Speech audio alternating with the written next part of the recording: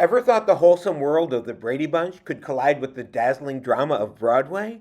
Whether it's after-school TV reruns or the glitz of the Great White Way, some themes are universal. Grab your popcorn and playbills, because today we're exploring 5 Brady Bunch episodes that surprisingly mirror the plots and themes of iconic Broadway musicals. Here's the story of Brady Broadway. Let's start with the classic episode Her Sister's Shadow, in which Jan is fed up with constantly living under Marcia's spotlight. No matter what she does, she can't escape the comparisons to her older, more popular sister. When Jan doesn't receive a school honor she desperately wanted, her frustration boils over, leading to the iconic outburst, "Marcia, Marcia, Marcia!" This sibling rivalry mirrors the Broadway musical Gypsy, where Louise is overshadowed by her sister June, the star of their mother's vaudeville act. As Madame Rose pushes June into the limelight, Louise longs for recognition. Eventually, Louise transforms into Gypsy Rose Lee, finding her own path to stardom. How are they parallel? Well, both Jan and Louise grapple with feelings of inadequacy and the desire to forge their own identities separate from their sisters. Their journeys highlight the universal struggle for self-worth within family dynamics.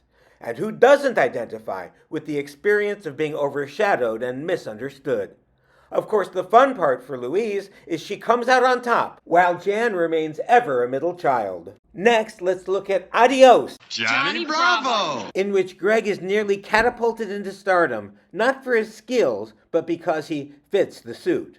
The episode humorously depicts the realization that fame without authenticity isn't fulfilling. You can find a similar beat in Bye Birdie, in which the frenzy over Conrad Birdie's departure to the army highlights how celebrity culture can overshadow genuine connections and values. While the characters around Conrad learn important lessons about life and love, Conrad himself remains unchanged, a symbol of how fame can be fleeting and hollow. The parallel here is that both Greg and Conrad find themselves thrust into the spotlight, not because of who they are, but because they fit a particular image of what a star should be. Greg's choice to stay true to himself allows him to preserve his connections with those who truly matter, his family and friends. In contrast, Conrad remains a product of his fame, distanced from genuine human connection. Though surrounded by fans and despite his iconic and ironic song Honestly Sincere, Conrad is ultimately isolated, worshipped for his image, but left unfulfilled by the emptiness of it all. In both stories, we see that fame, without a foundation of authenticity and genuine relationships, can feel more like a trap than a blessing, making Greg's decision to walk away from superficial stardom that much more powerful. We can find more Brady Broadway parallels in episodes like The Subject Was Noses, in which Marcia eagerly anticipates a date with the popular Doug Simpson. However, a stray football breaks her nose, leaving her self-conscious and worried that Doug will no longer be interested. She contemplates canceling the date to avoid embarrassment.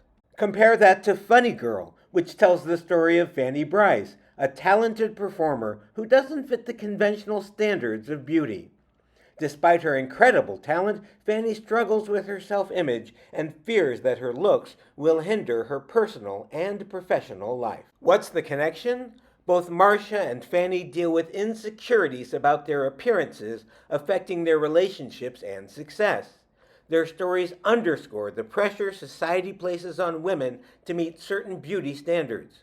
Of course, Marcia's looks are only temporarily marred, but Fanny is able to transcend her unconventional looks through her personality and sense of humor. Another classic episode with a Broadway parallel is Cindy Brady Lady, in which young Cindy becomes determined to shed her childish image. She mimics her older sisters, adopting sophisticated speech and manners in an effort to be seen as mature. My Fair Lady follows Eliza Doolittle, a Cockney flower girl who undergoes a transformation under Professor Henry Higgins's tutelage. Through elocution lessons and etiquette training, Eliza is molded into a lady who can pass in high society. Here's the parallel with this pair.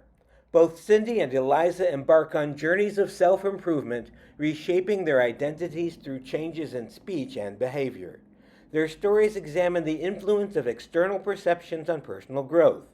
Both Cindy and Eliza's transformations are driven by a desire to be taken seriously by those around them. Cindy wants to escape being viewed as the baby of the family, while Eliza longs to shed her lower-class identity and be seen as a lady in high society. Though their motivations differ, the core of their stories is the same: the pursuit of respect through outward change. Finally, let's storm the Brady barricades with a parallel to the world's favorite musical. In Law and Disorder, Bobby is appointed as the school safety monitor. Enthusiastic about his new role, he becomes overly strict, enforcing rules to the letter and alienating his classmates and family. His black and white view of right and wrong leads to unintended consequences.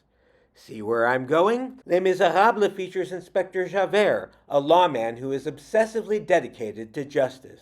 His rigid adherence to the law drives him to relentlessly pursue ex-convict Jean Valjean, unable to reconcile compassion with his duty. How do these two align with each other? Both Bobby and Javert are consumed by their roles as enforcers of the law. Their inability to see the shades of gray in human behavior leads to personal conflicts and highlights the limitations of strict rule following without empathy. What makes Bobby and Javert so similar is their inability to adapt. Both characters are so tied to their strict sense of duty that they fail to adjust to the nuances of human behavior. Bobby can't see why bending a rule might actually help his classmates, just as Javert is unable to grasp that Jean Valjean's actions, though illegal, were morally justified. This rigidity makes them their own worst enemies. And there you have it. 5 times the Brady Bunch took a surprising turn down Broadway. It's incredible how these timeless themes of identity, self-worth, and rebellion play out on the sitcom screen and the grand stage. Next time you watch the Bradys, keep an eye out. You might just spot a bit of Broadway magic. Think you can find a Brady Bunch episode that mirrors Wicked or The Phantom of the Opera? Explain your choice in the comments. Don't forget to like and subscribe. Marquee is a free weekly Broadway appreciation newsletter with essays, reviews, piano talks, Broadway blasts, quizzes, and more. And learn about all classes and projects at thebroadwaymaven.com. And here's a video I think you'll like.